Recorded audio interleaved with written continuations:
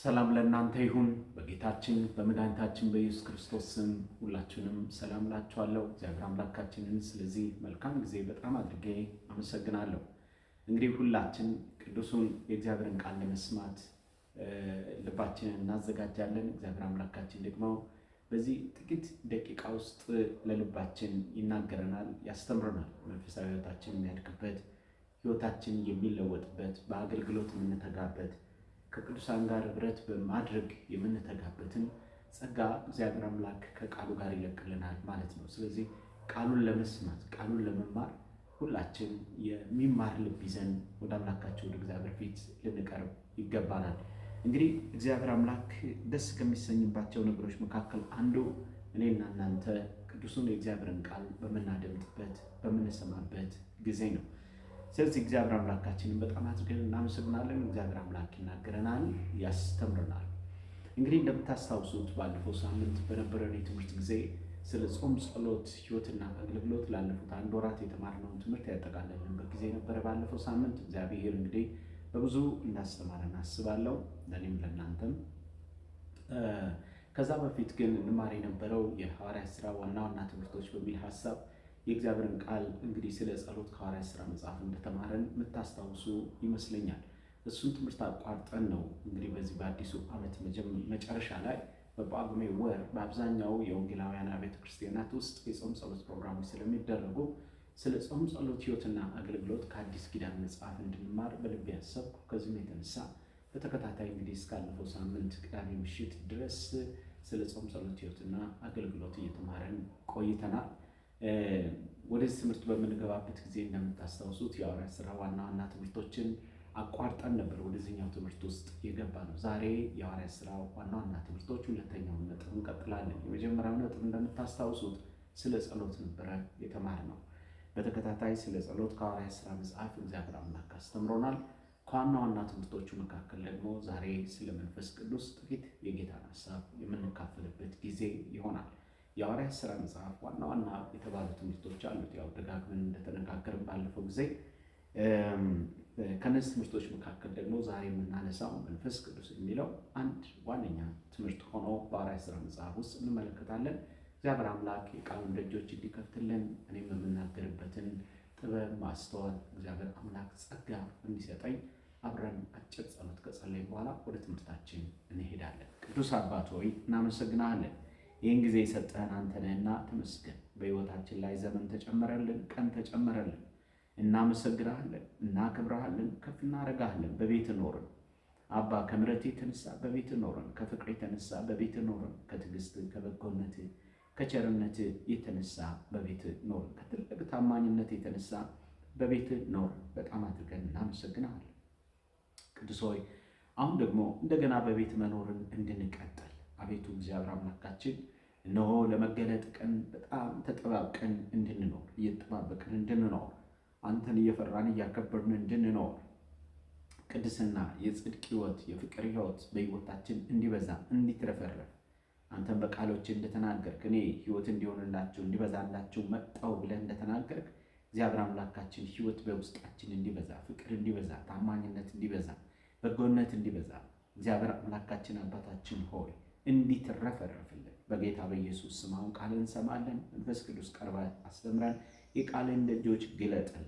ዛሬ ስለ መንፈስ ቅዱስ ልንማር አስበናል። ይህንን የሐዋርያት ሥራ መጽሐፍ ስለ መንፈስ ቅዱስ የሚነግረንን የሚያስተምረንን ነገር እንድናደምጥ ለሁላችን እግዚአብሔር ጸጋ ይብዛልን። በብዙ አክብሮት በቃለ እውነት ፊት እንሆናለን። በኢየሱስ ስም አሜን። እግዚአብሔር አምላካችን የተባረከና የተመሰገነ ይሁን። እንግዲህ ይህንን የሐዋርያት ሥራ መጽሐፍ በምናነብበትና በምናጠናበት ጊዜ ወገኖች ሆይ ከሐዋርያት ሥራ መጽሐፍ ዋና ዋና ትምህርቶች መካከል እንዳልኳችሁ አንዱ መንፈስ ቅዱስ ነው። በእርግጥ ሌሎችም ትምህርቶች አሉ። ያው በቀጣይነት እንግዲህ እነዚህን ትምህርቶች አንድ በአንድ እየተመለከትን የምንሄድበት ጊዜ እግዚአብሔር አምላክ ይሰጠናል ብዬ በጣም አድርጌ ተስፋ አደርጋለሁ። ይሁንና ግን ዋና ዋና ትምህርቶች ብቻ ናቸው ወይ በሐዋርያት ሥራ መጽሐፍ ውስጥ የሚል ጥያቄ በውስጣችን እንዳይኖር ሌሎችም የምንማራቸው በጣም ብዙ ትምህርቶች ይኖራሉ በሐዋርያት ሥራ መጽሐፍ ውስጥ። እንደምታውቁት ከምዕራፍ 1 ጀምሮ እስከ ምዕራፍ 28 ድረስ በምታነቡበት ጊዜ ብዙ ትምህርቶችን ከመጽሐፉ ልናገኝ እንችላለን። እንግዲህ በሐዋርያት ሥራ መጽሐፍ ውስጥ ስለ መንፈስ ቅዱስ ተጽፎ ወደ 58 ጊዜ እንመለከታለን። መንፈስ በሚል የጌታ መንፈስ በሚል የኢየሱስ መንፈስ በሚል እና መንፈስ ቅዱስ በሚል በመጽሐፍ ውስጥ 58 ጊዜ ተጽፎ ከምዕራፍ 1 ጀምሮ እስከ ምዕራፍ 28 በማጠናበት ጊዜ ወገኖች ሆይ ይህንን አግኝቻለሁ። እናንተ ደግሞ የበለጠ ምዕራፉን በማጥናት በማየት እንግዲህ ይህን ነገር ልታረጋግጡ ትችላላችሁ። ስለዚህ 58 ጊዜ በምዕራፍ ውስጥ በእነዚህ ምዕራፎች ውስጥ ለመንፈስ ቅዱስ ተጻፈ ማለት እንግዲህ መንፈስ ቅዱስ የመጽሐፉ መሪ ሀሳብ ነው። መንፈስ ቅዱስ የመጽሐፉ መሪ የሆነ ቁልፍ የሆነ ቃል ነው። እንግዲህ መንፈስ ቅዱስ የመጽሐፉ ትምህርት ነው። መንፈስ ቅዱስ የመጽሐፉ መልእክት ነው ማለት ነው። እግዚአብሔር አምላካችን የተመሰገነ ይሁን። ስለዚህ ዛሬ የምናነሳው ትምህርት ዋና የሆነውን ነው። እንደምታውቁት እንግዲህ የሐዋርያት ሥራ መጽሐፍ አንዳንድ የእግዚአብሔር ሰዎች እንደሚሉት የመንፈስ ቅዱስ ሥራ ቢባል የሐዋርያት ሥራ መጽሐፍ ከሚባል የመንፈስ ቅዱስ ሥራ ቢባል የበለጠ ጥሩ ይሆናል ይላሉ። ምናልባት ይሄ የሚያስገርም ሊሆን ይችላል። ምክንያቱም በሐዋርያት በዋናነት መንፈስ ቅዱስ የሰራቸው ታላላቅ ስራዎች አሉ። በእርግጥ ጎልቶ በመጽሐፍ ውስጥ የሚታየው በሐዋርያቱ ሕይወት እግዚአብሔር አምላካችን የሰራው ነው። ይሁንና ግን በሌሎች ምዕመናን በቀደመችው ቤተክርስቲያን ውስጥ በነበሩት ማለት ነው እንዲሁም ደግሞ በሌሎች አገልጋዮች አልተጠቀመም ማለት አንችልም። የአንዳንድ አገልጋዮችን አገልግሎት በመጽሐፍ ውስጥ እንመለከታለን። ለምሳሌ አናንያን ልታዩ ትችላላችሁ፣ እስጢፋኖስን ልታዩ ትችላላችሁ፣ ፊልጶስን ልናይ እንችላለን፣ ባርናባስን ልናይ እንችላለን፣ አጋቦስ እና አጵሎስ እና ቂላ እና ጵርስቅላ፣ እነዚህ ሁሉ የእግዚአብሔር ሰዎች በመጽሐፍ ውስጥ እንመለከታለን ማለት ነው። እግዚአብሔር በሐዋርያቱ በዋናነት ቢሰራም በእነዚህም የእግዚአብሔር ሰዎች ደግሞ እግዚአብሔር ተጠቅሞ ብዙ ስራዎችን እንደሰራ በዛች የጥንቷ ቤተክርስቲያን ውስጥ እናስተውላለን ብዬ አስባለሁ። ስለዚህ የሐዋርያት ሥራ መጽሐፍ ከሚባል የመንፈስ ቅዱስ ሥራ ቢባል የበለጠ ጥሩ ነው የሚለው ሀሳብ ምናልባት ሳያስኬድ እንዳልቀረ እኔም አስባለሁ። ይሁንና ግን የሐዋርያት ሥራ መጽሐፍን ብንለው ጌታ መንፈስ ቅዱስ በሐዋርያቱ የሰራው ሥራ ስለሆነ ምንም ችግር የለውም ልላችሁ ነው። ይሁንና ግን ይህን ያነሳውበት ዋነኛ ምክንያት መንፈስ ቅዱስ በመጽሐፍ ውስጥ በጣም ጎልቶ ይታያል። በሐዋርያቱ እንዴት እንደሰራ፣ በሌሎቹ አገልጋዮች እንዴት እንደሰራ፣ በቀደመችው ቤተክርስቲያን ውስጥ በነበሩት በእነዚያ ምዕመናን ጌታ መንፈስ ቅዱስ እንዴት እንደሰራ መጽሐፉ በብዙ ይተርክልናል፣ በብዙ ይነግረናል። እንግዲህ ሉቃስ ሲተርክ ብዙ ነገር ነው በመጽሐፍ ውስጥ ተርኮ የምንመለከተውና መጽሐፉ እጅግ በጣም የሚስብ የታሪክ መጽሐፍ ነው። በእውነት እግዚአብሔር አምላካችንን በጣም አድርገን በቀደመችው በጥንት በነበረች ቤተክርስቲያን ውስጥ ስለሰራቸው ስለነዛ ስራዎች መንፈስ ቅዱስን በጣም አድርገን ነው የምናከብረው፣ በጣም አድርገን ነው የምናመሰግነው። ክብር ለኢየሱስ ይሁን። ዛሬም ይህን መጽሐፍ ሁሌ በምናነብበትና በምናጠናበት ጊዜ ወገኖች ወይ በምንማርበትም ጊዜ እንናፍቃለን። በጥንቷ ቤተክርስቲያን የሆነው ነገር ለምን አይሆንም? ምልክቱ፣ ተአምራቱ፣ ድንቅ ነገሩ፣ ፈውሱ፣ የሰዎች መዳን፣ የእግዚአብሔር መንግስት መስፋት ጉዳይ የነበራት የልብ አንድነት የነበራት ህብረት የነበራቸው ፍቅር ለምንድን ነው በእኛ መካከል ለምን ያ ቅድስና ያ ጽድቅ ለምን በእኛ መካከል አይሆንም ብለን በብዙ እንድንናፍቅ ያደርገናል። መጽሐፉ እንድንጠማ እንድንራብ ያደርገናል እና እግዚአብሔር የተመሰገነ ይሁን። ለጸሎትም ደግሞ የሚያነሳሳ ነው። ብዙ የጸሎት ርዕሶችን ይሰጠናል መጽሐፉ ይሰጠናል። እና ወገኖች ወይ እንግዲህ ዛሬ አንስተን ጥቂት ሀሳቦችን እንመለከታለን። ያው እኔና እናንተ ያለንበት ዘመን ሰዎች በጣም ብዙ ነገር የሚፈልጉበት ዘመን ነው። የኔና የእናንተ ፍለጋ አያልቅም። ከሰማያዊ ይልቅ ምድራዊ ነገር ነው የምንፈልገው። ከመንፈሳዊ ይልቅ ስጋዊውን ነገር ነው የምንፈልገው። መጽሐፍ ቅዱሳችን ሲናገር አስቀድማችሁ የእግዚአብሔር መንግስት ጽድቁንም እሹ ይህም ሁሉ ይጨምርላቸዋል ብሎ መጽሐፍ ቅዱሳችን ይናገራል። ወገናቸው የእግዚአብሔር መንግስት መፈለግ የጌታን ጽድቅ መፈለግ እጅግ በጣም አስፈላጊ ነው እና ዛሬ ስለ መንፈስ ቅዱስ በምናገርበት ጊዜ መንፈስ ቅዱስ ያስፈልጋቸዋል ነው ዋናው መልእክቴ። ወገኖች የሐዋርያት ሥራ መጽሐፍ ዋናው መልእክቴ ነው። መንፈስ ቅዱስ ያስፈልጋቸዋል የሚል እና ጽድቁን መፈለግ መንፈስ ቅዱስን መፈለግ ነው። መንግስቱን መፈለግ መንፈስ ቅዱስን መፈለግ ነው። ወገናቸው ጽድቁንና መንግስቱን አስቀድማችሁ ይላል። ስለዚህ በሕይወታችን ሁል ጊዜ ሰማያዊውን ነገር ማስቀደም፣ የእግዚአብሔር መንግስት ነገር ማስቀደም፣ የጽድቅን ነገር ማስቀደም፣ የመንፈስ ቅዱስን ነገር ማስቀደም እጅግ በጣም አስፈላጊ ነገር ነው። አለወቱን ክብሩን በጣም መፈለግ አለብን ወገኖች። መንፈስ ቅዱስ ያስፈልገናል። መጽሐፍ ሲናገር ምን ይላል? በመንፈሴ ነው እንጂ በኃይልና በብርታት አይደለም ይላል። ለሰው ግን ኃይሉ ምንድን ነው? ለሰው ኃይሉ ወይንም ደግሞ ብርታቱ ምንድን ነው ካላችሁ፣ እውቀቱ ብርታት ሊሆን ይችላል። ስልጣኑ ብርታት ሊሆን ይችላል። ወገኖቼ ወይ ይህ ታዋቂነቱ፣ ዝናው፣ ሀብቱ፣ ገንዘቡ አለኝ የሚለው ነገር ምናልባት ዘሩ፣ ቤተሰቡ፣ ቁመናው ሁሉ ነገር እንግዲህ ንግግር መቻሉ ይህ ሁሉ እንግዲህ ለሰው ኃይሉ ለሰው ብርታቱ ሊሆን ይችላል። የእግዚአብሔር ቤት ግን በዚህ ሁሉ አሁን ባልኳችሁ በዘረዘርኩት ሰው አለኝ በሚለው ብርታቴ ነው፣ ኃይሌ ነው፣ ጉልበቴ ነው፣ ይህን ነገሬን አሳካበታለሁ በሚለው የእግዚአብሔር መንግስት ስራ መስራት አይችልም። እነዚህ ሁሉ ነገሮች ሊያስፈልጉ ይችላሉ። በዋናነት ግን የሚያስፈልገው ወገኖች ሆይ መንፈስ ቅዱስ ነው።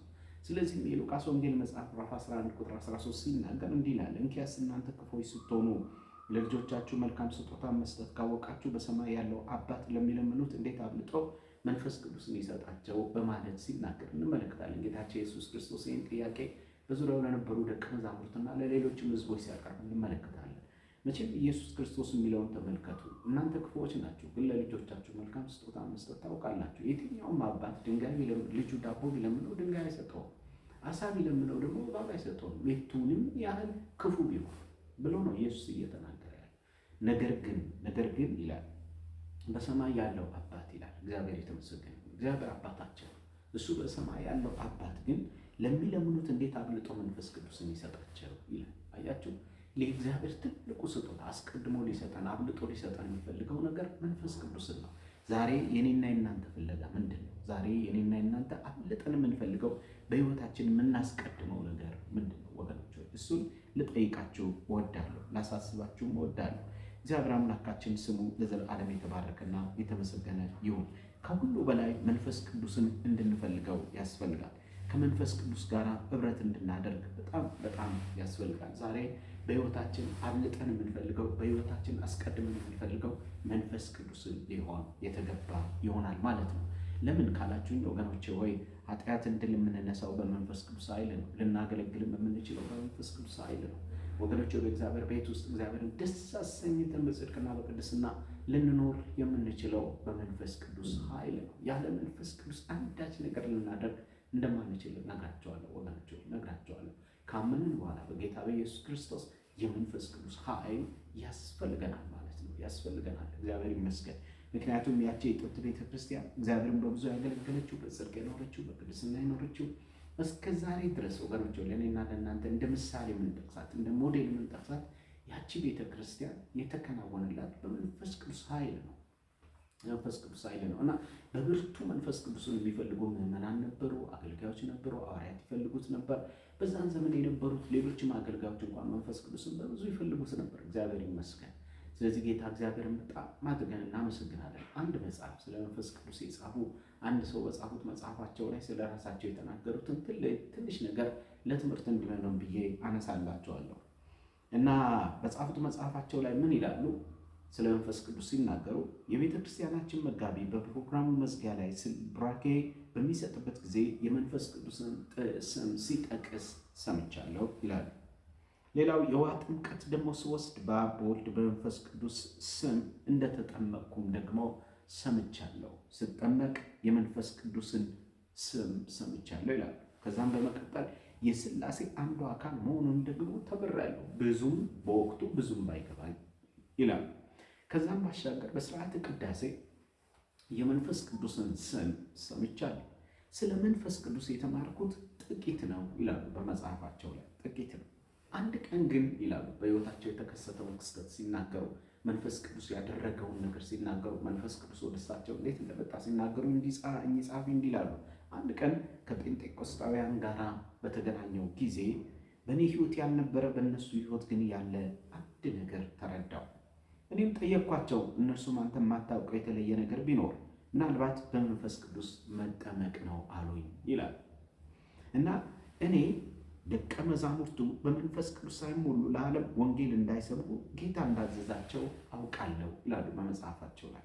ጨርሶ ግን ያልሰማሁት ነገር እንደነበረ ግን ከነዚህ ወገኖች ከነዚህ አማኞች ተረዳው ነው የሚሉት። ያም በመንፈስ ቅዱስ መጠመቅ እንደሆነ በመንፈስ ቅዱስ መሞላት እንደሆነ በመጽሐፋቸው ላይ ሲናገሩ እንመለከታለን። ስለዚህ በመንፈስ ቅዱስ መጠመቅ ማለት ምን ማለት ነው? በመንፈስ ቅዱስ መሞላት ማለት ምን ማለት ነው የሚለውን በጥልቀት መጽሐፍን እንደመረመሩ ይናገራሉ። ይኸውም ለ9 ወር ያህል ጊዜ የሐዋርያት ሥራ መጽሐፍ በተደጋጋሚ እንዳጠኑ በመጽሐፋቸው ላይ ይናገራሉ እና በብዙ ስለ መንፈስ ቅዱስ ጥምቀትና ሙላት ከሐዋርያት ሥራ መጽሐፍ መመርመር ጀመርኩኝ ይላሉ። ከዛ በኋላ ይህን ካጠና በኋላ አንድ ቀን ወደ ጴንጤቆስጣውያኑ የጸሎት ስብሰባ ሄድኩኝ። በዚያም ስፍራ በመንፈስ ቅዱስ ተጠመቅኩ፣ በመንፈስ ቅዱስ ተሞላሁ። በአዲስ ቋንቋም ተናገርኩ እና በተናገርኩበት በዚያን ዕለት ለ45 ደቂቃዎች ያህል በአዲስ ቋንቋ ስጸልይ ቆየው ብለው ይናገራሉ። በመቀጠልም እንዲህ ይላሉ፣ ከዛን ጊዜ ጀምሮ ሕይወቴ ተለወጠ ብለው ሲናገሩ እናያለን። እንግዲህ በእኚህ ሰው መጽሐፍ ውስጥ ወይንም በእኚህ ሰው ሕይወት ውስጥ የምንመለከተው አንድ ነገር ምንድን ነው? ተመልከቱ። ስለ መንፈስ ቅዱስ የነበራቸው ምላሽ ለማግኘት እንዴት አድርገው እንደጠየቁ፣ ከዛ በመንፈስ ቅዱስ ለመጠመቅና ለመሞላት መጽሐፍትን ለምን ያህል ጊዜ ሲመረምሩ እንደቆዩ፣ ከዛም ደግሞ እንደተጠመቁ፣ በልሳን እንደተናገሩ፣ በመንፈስ ቅዱስ እንደተሞሉ ከተናገሩ በኋላ ሕይወት የተለወጠ ይላሉ። ወገኖች ሆይ መንፈስ ቅዱስ ነው ሕይወታችንን ሊለውጥ የሚችለው። መንፈስ ቅዱስ ነው ለአገልግሎታችን ኃይል ሊሆን የሚችለው። በዚህ ዙሪያ ጥያቄ ያላቸው ወገኖቼ የሐዋርያት ሥራ መጽሐፍን እንደሚገባ አድርጋችሁ ማንበብ ትችላላችሁ፣ ማጥናት ትችላላችሁ። አንዳንድ ጊዜ የመንፈስ ቅዱስ ኃይል ወደ እኔና ወደ እናንተ የሚመጣው መጽሐፍትን በምናጠናበት ጊዜ፣ በምንመረምርበት ጊዜ ነው ወገናቸው እና ከቃሉ ጋር ደጋግመን ኅብረት በምናደርግበት ጊዜ ቃሉን ተከትሎ የመንፈስ ቅዱስ ኃይል ይመጣል። የመንፈስ ቅዱስ ኃይል ይመጣል። እግዚአብሔር አምላካችን ስሙ ለዘላለም የተባረከና የተመሰገነ ይሁን። እንግዲህ መንፈስ ቅዱስን በጸሎት እንድንጠማ እንድንራብ ጌታችን ኢየሱስ ክርስቶስ እንደተናገረ ማንም የተጠማ ቢኖር ወደ እኔ ይምጣና ይጠጣ ብሎ እንደተናገረ ማለት ነው። እንደተናገረ በመጠማት በረሃብ በአምላካችን በእግዚአብሔር ፊት በጸሎት ልንሆን ይገባናል። በጾም ጸሎት ልንሆን ይገባናል። ቃሉን ይዘን በፊቱ ቁጭ ብለን ቃሉን ልንመረምር ልናጠና ይገባናል ማለት ነው። እና በዚህ ዙሪያ ያላቸው ወንድሞች፣ በዚህ ዙሪያ ጥያቄ ያላቸው ወንድሞቼ እና እህቶቼ አንድ ምክር እመክራቸዋለሁ። መንፈስ ቅዱስን ተጠሙ፣ መንፈስ ቅዱስን ተራቡት፣ መንፈስ ቅዱስን ወደ ሕይወታችሁ ጋብዙት። ደግሞ የእግዚአብሔርን ቃል በመንፈስ ቅዱስ ዙሪያ በጣም አድርጋችሁ መጽሐፍ ቅዱሳችሁን መርምሩ። በተለይ የሐዋርያት ሥራ መጽሐፍን እንድታጠኑ ደግሞ በብዙ እኔ እጋብዛችኋለሁ። እና ተራቡ፣ ተጠሙ፣ ፈልጉት። መንፈስ ቅዱስን በጾም ጸሎት ፈልጉት። ለብዙ ነገር እኮ እንጾማለን፣ እንጸልያለን አይደል? በትምህርታችሁ ውጤታማ ለመሆን፣ በስራችሁ ውጤታማ ለመሆን፣ ትዳር ለመያዝ፣ የስራ በር ለማግኘት፣ የትምህርት በር ለማግኘት፣ ወደ ውጭ ሀገር ለመሄድ፣ የተሻለ ኑሮ ለመኖር ወገኖች እንዲህና እንዲያ ለማድረግ በአምላካችን በእግዚአብሔር ፊት እኮ በጾም ጸሎት የምንቆይባቸው በጣም ብዙ ጊዜያቶች እኮ አሉ። በጣም ብዙ ጊዜያቶች አሉ። ለመንፈስ ቅዱስ ግን ትልቅ ስፍራ ልንሰጠው ይገባል እና በጾም ጸሎት መንፈስ ቅዱስን ፈልጉት። በጸሎት መንፈስ ቅዱስን ፈልጉት። ቃሉን በመመርመር መንፈስ ቅዱስን ፈልጉት። ተራቡ፣ ደግሞም ተጠሙ። መንፈስ ቅዱስ ድንገት ያገኛቸዋል። መጽሐፍ ሲናገር በምዕራፍ 2 ሐዋርያት ሥራ መጽሐፍ ላይ ይላል፣ ድንገት እንደሚነጥቅ አውሎ ነፋስ ይላል። ለ10 ቀናት በጌታ ፊት ከቆዩ በኋላ በጸሎት ሲተጉ ከቆዩ በኋላ የመንፈስ ቅዱስ ኃይል በነዛ መጥዋዕቶቹ ላይ እንዴት እንደመጣባቸው እንኳን መጽሐፍ ቅዱሳችን ይናገራል ወገኖች፣ ይናገራል። ስለዚህ መንፈስ ቅዱስን መራብ፣ መጠማት፣ መፈለግ እጅግ በጣም አስፈላጊ ነገር ነው። ያለ መንፈስ ቅዱስ አንዳች ነገር ማድረግ አይቻልም ወገኖች። የሐዋርያት ሥራ መጽሐፍ የሚያስተምረን በቃ ይሄንን ነው። በቤተ ክርስቲያን ውስጥ መንፈስ ቅዱስን ማስፈልግበት ቦታ የለም። በሁሉ የአማኝ ሕይወት ውስጥ፣ በሁሉ የቤተ ክርስቲያን ሕይወትና አገልግሎት ውስጥ መንፈስ ቅዱስ ያስፈልጋል። ከዚህ በመቀጠል ለአጭር ሰዓት ማነሳላችሁ የሐዋርያት ሥራ መጽሐፍ ስለ መንፈስ ቅዱስ ምን ያስተምረናል የሚለውን አንድ በአንድ እስቲ ለመመልከት እንሞክር። በዚህ ውስጥ እንግዲህ 1፣ 5፣ 6 የሚደርሱ ነጥቦችን አነሳለሁ። እግዚአብሔር የተመሰገነ ይሁን። የመጀመሪያው መንፈስ ቅዱስ የሚነግረን ስለ መንፈስ ቅዱስ የሐዋርያት ሥራ መጽሐፍ የሚያስተምረን መንፈስ ቅዱስ ስጦታ እንደሆነ ነው። የሐዋርያት ሥራ መጽሐፍ ምዕራፍ 2 ቁጥር 38 ማንበብ እንችላለን እና እነዛ 120ዎቹ መንፈስ ቅዱስ ከወረደባቸው በኋላ ጴጥሮስም ተነስቶ ወንጌል ከሰበከ በኋላ ወደ 3000 የሚደርሱ ሰዎች ጌታን ተቀበሉ እና ምን እናድርግ አሉት ልባቸው በተነካ ጊዜ። በኋላ ጴጥሮስ እንዲህ አላቸው፣ ንስሐ ግቡ፣ በኢየሱስ ክርስቶስ ስም ተጠመቁ፣ የመንፈስ ቅዱስን ስጦታ ትቀበላላችሁ አላቸው ይላል። ተመልከቱ፣ መንፈስ ቅዱስ ስጦታ ነው ማለት ነው። ይህን ከተናገረ በኋላ እንደዚህ ያለ፣ ይሄ የመንፈስ ቅዱስ ስጦታ ለእናንተ ነው። ይሄ መንፈስ ቅዱስ ስጦታ ለልጆቻችሁ ነው። ይሄ መንፈስ ቅዱስ ስጦታ ጌታ አምላካችን ለሚጠራቸው በሩቅ ላሉ ሁሉ ነውና ብሎ ተናገረ። አያችሁ፣ መንፈስ ቅዱስ ስጦታ ነው። መንፈስ ቅዱስ በቅዱሳት መጽሐፍት ውስጥ ደግሞ እንደምትመለከቱት ወገኖች ሆይ ተስፋ ሆኖ ታያላችሁ። እግዚአብሔር አምላክ ስለ መንፈስ ቅዱስ የመውረድ ተስፋ በቅዱሳት መጽሐፍት አስቀድሞ ተናግረው እንደነበረ እንኳን ጠቅሶ ሲናገር እናያለን። ስለዚህ መንፈስ ቅዱስ ወገኖች ሆይ ስጦታ ነው። መንፈስ ቅዱስ ተስፋ ነው፣ በመጽሐፍ ቅዱሳችን ላይ የተጻፈ ማለት ነው። ስለዚህ አንዱ ሐዋርያት ሥራ መጽሐፍ የሚያስተምረን መንፈስ ቅዱስ ስጦታ እንደሆነ ወገኖች፣ የከበረ ስጦታ፣ ድንቅ የሆነ ስጦታ ልክ በሉቃስ ወንጌል መጽሐፍ ምዕራፍ 11 ላይ እንዳነበብኩላችሁ ማለት ነው። አብልጦ እንዴት አይሰጣቸው መንፈስ ቅዱስ። የእግዚአብሔር አስደናቂ የሆነ ስጦታ መንፈስ ቅዱስ ነው ወገኖቼ። የሐዋርያት ሥራ መጽሐፍ በምዕራፍ 2 ላይ ብቻ አይደለም፣ ሙሉ ምዕራፍ ማንበብ ትችላላችሁ። መንፈስ ቅዱስ ስጦታ ነው። እግዚአብሔር አምላካችን ስሙ ለዘላለም የተመሰገነ እና ጴጥሮስ የሚለው ምንድን ነው? ለእኛ ለ120ዎቹ መንፈስ ቅዱስ እንደተሰጠ እናንተም ደግሞ በክርስቶስ ኢየሱስ አምናችሁ ንስሐ ገብታችኋልና ለእናንተም ደግሞ ይህ የመንፈስ ቅዱስ ስጦታ ይሰጣችኋል ብሎ ሲናገራቸው እናያለን። ምክንያቱም ተስፋው ለእናንተ ስለሆነ፣ ተስፋው ለልጆቻችሁ ስለሆነ፣ ተስፋው በሩቅ ላሉት ስለሆነ፣ በሩቅ ላሉት የሚለው እኛን ማለት ነው፣ አሕዛብን ማለት ነው። ወገኖች በክርስቶስ ኢየሱስ ባመነን ጊዜ እግዚአብሔር ለእኔና ለእናንተ መስጠት የሚፈልገው ነገር ቢኖር መንፈስ ቅዱስ ነው። ስለዚህ የመንፈስ ቅዱስን ኃይል ይህንን ስጦታ ወገኖቼ ሆይ እንድትቀበሉ ይህ ተስፋ በእናንተ ሕይወትም እንዲፈጸም በብርቱ መንፈስ ቅዱስን እንድትራቡና እንድትጠሙ አሳስባቸዋለሁ። በሁለተኛ ደረጃ በመጽሐፍ ውስጥ የምንመለከተው መንፈስ ቅዱስ ለአገልግሎት ደግሞ ኃይል እንደሆነ እናያለን። ሐዋርያት ሥራ መጽሐፍ ምዕራፍ 1 ቁጥር 8 የጌታን ቃል ማንበብ ትችላላችሁ። ጌታ ኢየሱስ ክርስቶስ እንዲህ ሲል ተናገረ፣ ኃይልን ትቀበላላችሁ። ኃይልን ሳትቀበሉ ከኢየሩሳሌም አትውጡ። ኃይልን ግን በተቀበላችሁ ጊዜ በኢየሩሳሌም፣ በይሁዳ፣ በሰማርያ እስከ ምድር ዳር ድረስ ምስክሮቼ ትሆናላችሁ አለ ብሎ ሲናገር እንመለከታለን። ወገናቸው መንፈስ ቅዱስ በወረደባቸው በነዛ በ120ዎቹ ላይ በወረደበት በዚያን ዕለት ጴጥሮስ ተነስቶ እንዴት በኢየሩሳሌም ወንጌል እንደሰበከ ታውቃላችሁ። የዳኑትም ሰዎች ደግሞ ወደ 3000 የሚደርሱ ሰዎች በክርስቶስ ኢየሱስ አምነው ድነው ነበረ። በኢየሩሳሌም የጀመረው የወንጌል ስራ እስከ ሮም ድረስ እንዴት ዘለቀ ካላችሁ በመንፈስ ቅዱስ ኃይል ነው። ዛሬም በቤተ ክርስቲያን የተጀመረው ስራ እየዘለቀ እየሰፋ እንዴት እየበዛ እንዴት እየጨመረ እንዴት ወገኖች ሆይ በአማኝ ሕይወት ውስጥ በቤተ ክርስቲያን ውስጥ የጀመረው የወንጌል ስራ ወገኖች እስከ ጥግ ድረስ እንዴት ካስፈለገ የመንፈስ ቅዱስ ኃይል ያስፈልጋል ማለት ነው። ምክንያቱም የጥንቷ ቤተ ክርስቲያን ከኢየሩሳሌም ተነስታ ሮም የደረሰችው በመንፈስ ቅዱስ ኃይል ስለሆነ። በሁለተኛ ደረጃ ሐዋርያት ሥራ መጽሐፍ የሚያስተምረን ስለ መንፈስ ቅዱስ ለአገልግሎት ኃይል ነው ብሎ ነው የሚናገረው። እግዚአብሔር የተባረከና የተመሰገነ ይሁን። በሶስተኛ ደረጃ መንፈስ ቅዱስ መለኮት እንደሆነ ደግሞ የሐዋርያት ሥራ መጽሐፍ ምዕራፍ 5 ከ1 እስከ 11 ስታነቡ ታገኛላችሁ። በዚህ መጽሐፍ ቅዱስ ክፍል ውስጥ እግዚአብሔርን ቃል በምናነብበት ጊዜ መንፈስ ቅዱስ እግዚአብሔር ተብሎ እንደተጠራ ታያላችሁ። መንፈስ ቅዱስ እግዚአብሔር ተብሎ እንደተጠራ ታያላችሁ። ስለዚህ መንፈስ ቅዱስ ስጦታ ብቻ አይደለም። መንፈስ ቅዱስ ተስፋ ብቻ አይደለም። መንፈስ ቅዱስ ወገኖቼ ወይ ለአገልግሎት ኃይል ብቻ አይደለም። መንፈስ ቅዱስ እንደውም ሐዋርያት ሥራ መጽሐፍ በዋናነት እንደሚያስተምረን መንፈስ ቅዱስ መለኮት ነው። መንፈስ ቅዱስ እግዚአብሔር ነው።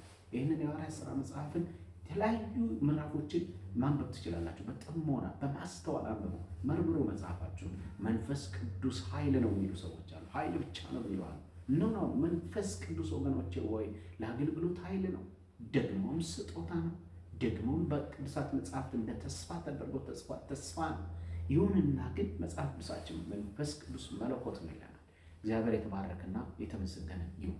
ሌላው የእግዚአብሔር ቃል የሚያስተምረን ይህንን ነው። ሌላው በአራተኛ ደረጃ ስለ መንፈስ ቅዱስ የምንማረው ከሐዋርያት ሥራ መጽሐፍ ውስጥ መንፈስ ቅዱስ ምሪትንና ተልእኮን ደግሞ የሚሰጥ እንደሆነ መጽሐፍ ቅዱሳችን ይናገራል። የሐዋርያት ሥራ መጽሐፍ ምዕራፍ 13 ከ1 ጀምሮ፣ የሐዋርያት ሥራ መጽሐፍ ምዕራፍ 16 ከቁጥር 6 ጀምሮ የጌታን ቃል ማንበብ ትችላላችሁ። ምሪትን ይሰጣል፣ ቤተክርስቲያን ይሰጣል። አማኙ ቤተክርስቲያን ይመራል፣ አማኙን ይመራል፣ አገልጋዮችን ይመራል፣ መሪዎችን ይመራል። ይህንን የምትመለከቱት በመጽሐፍ ቅዱሳችን ውስጥ እንዴት አድርጎ ያቺ ጥንቷን ቤተክርስቲያን እንደመራት እናያለን። መሪዎቿን እንዴት እንደመራት ታያላችሁ። የአንጾኪያ ቤተክርስቲያን መሪዎችን መንፈስ ቅዱስ እንዴት እንደመራቸው ታያላችሁ። ጳውሎስና ጓደኞቹ ሲላስን ወደ ኤስያ ወንጌል ሊሰብኩ ወጡ። ነገር ግን መንፈስ ቅዱስ ከለከላቸው። ወደ ቢታንያ ሊወርዱ መከሩ። አሁንም መንፈስ ቅዱስ ከለከላቸው። መጨረሻ ላይ በራእይ ለጳውሎስ ተናገረው። ወደ ፊልጵስዩስ ከተማ ገቡ። መንፈስ ቅዱስ ከነሱ ጋር ተስማማ። ታላቅ ስራ በመንፈስ ቅዱስ ምሪት በፊልጵስዩስ ከተማ በመቄዶንያ ያ ታላቅ የወንጌል አገልግሎት ተካሄደ ማለት ነው። እግዚአብሔር ይመስገን ወገኖች። መንፈስ ቅዱስ ይመራል። መንፈስ ቅዱስ ተልእኮን ይሰጣል። በሐዋርያት ሥራ መጽሐፍ ውስጥ እንግዲህ የጳውሎስን ሐዋርያዊ ጉዞ ታያላችሁ። አንደኛ፣ ሁለተኛ፣ ሶስተኛ የሚለውን በሐዋርያት ሥራ መጽሐፍ ውስጥ እንመለከታለን። በዛ ሁሉ የመንፈስ ቅዱስ ምሪት ነበረበት።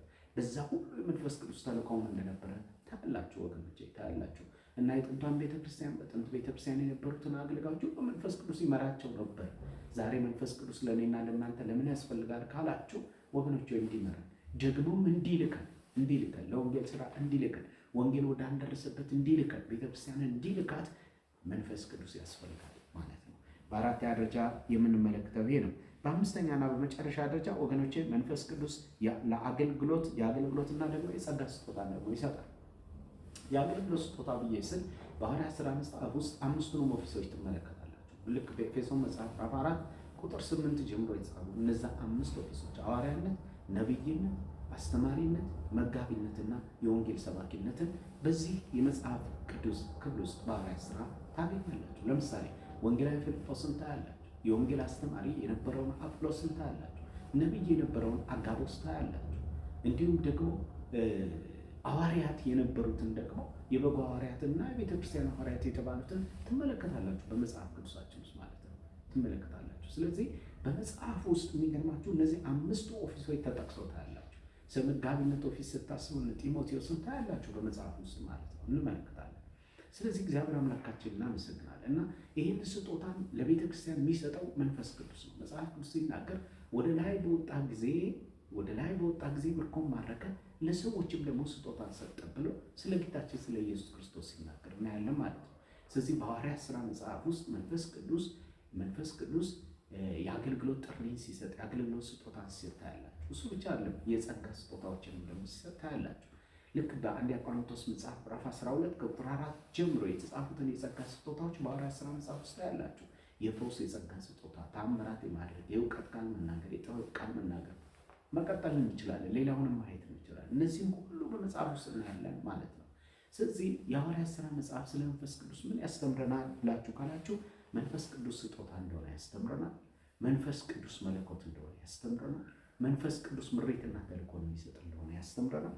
መንፈስ ቅዱስ የአገልግሎትና የጸጋ ስጦታዎችን የሚሰጥ እንደሆነ ደግሞ ይናገራል ማለት ነው መጽሐፉ። እግዚአብሔር አምላካችንን በጣም አድርገን እናመሰግናለን። በሚቀጥለው ሳምንት በዚሁ ስለ መንፈስ ቅዱስ ጥቂት ሀሳቦችን የምናነሳበት ጊዜ ይኖረናል። እስከዛው ሁላችሁም እግዚአብሔር አምላክ ይባርካችሁ። ቃሉን የሐዋርያት ሥራ መጽሐፍን እያነበብን እያጠና ነው። ስለ መንፈስ ቅዱስ በመጽሐፉ ዙሪያ የተጻፈውን ነገር እየተመለከትን እንድንጠባበቅ ጠይቃችኋለሁ። የዛሬ ሳምንት እንግዲህ ይህንን ትምህርት ቀጥለን የእግዚአብሔርን ቃል የምንመለከትበት ጊዜ ይኖረናል። እስከዛው ድረስ ሰላም ይብዛላችሁ፣ ጸጋ ይብዛላችሁ። ኢየሱስ ክርስቶስ ያድናል። ኢየሱስ ክርስቶስ ጌታ ነው። በክርስቶስ ኢየሱስ ዘላለማዊ ስም አሜን።